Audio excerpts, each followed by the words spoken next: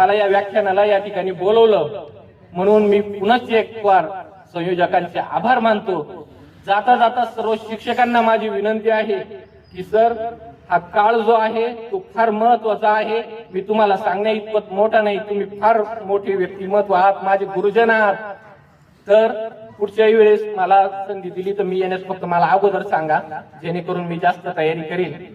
आणि मी थोडासा आजारी होतो, पण मला ही संधी सोडायची नव्हती, कारण मला परत 1 वर्ष लागला ही संधी घेण्यासाठी। सर्व शिक्षकांना त्या ठिकाणी मी एवढंच सांगेन, सर आपण पण ठरवूयात, लढता लढता हरलो जरी हरण्याची मला खंत नाही, लढता लढता हरलो जरी हरण्याची मला खंत नाही, पुन्हा उठेल जोमाने आणि पुन्हा पुन्हा लढेल। शिवराय फुले शाहू आंबेडकरांच्या नावाने मी या समाजाला भिडेल।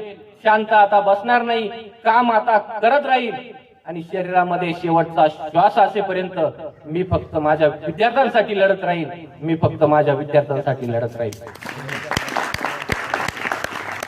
आता विद्यार्थ्यांसाठी जीवनामध्ये ज्या वेळेस शेवटचं वाक्य, फक्त शेवटच्या वाक्यासाठी इकडे लक्ष द्या, हे प्रत्येक व्याख्यानाचा शेवट मी यानेच करतो। ज्या ज्या वेळेस तुम्हाला जीवनामध्ये असं वाटेल की मी सगळं काही हरलोय,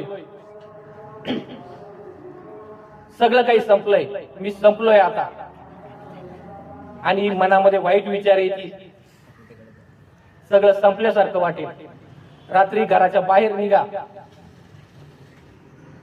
आकाशामध्ये काळा कुट्टा अंधार त्या ठिकाणी पसरलेला असेल, फक्त चंद्र दिसत असेल, त्या चंद्राच्या डोळ्यात डोळे घालून पहा, दोन्ही हाताच्या मुठी अशा वरती करा आणि फक्त एक वाक्य म्हणा जीवनामधलं, तुम्हाला कधीही भीती वाटणार नाही वाक्य म्हटल्यानंतर।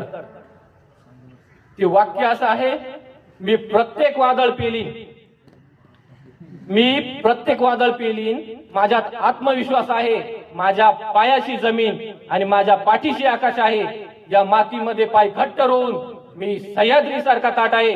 अरे जाऊन सांगा त्या वादळांना, अरे जाऊन सांगा त्या वादळांना, अरे जाऊन सांगा त्या वादळांना, तुझी माझ्याशी गाठ आहे, तुझी माझ्याशी गाठ आहे, तुझी माझ्याशी गाठ आहे। धन्यवाद।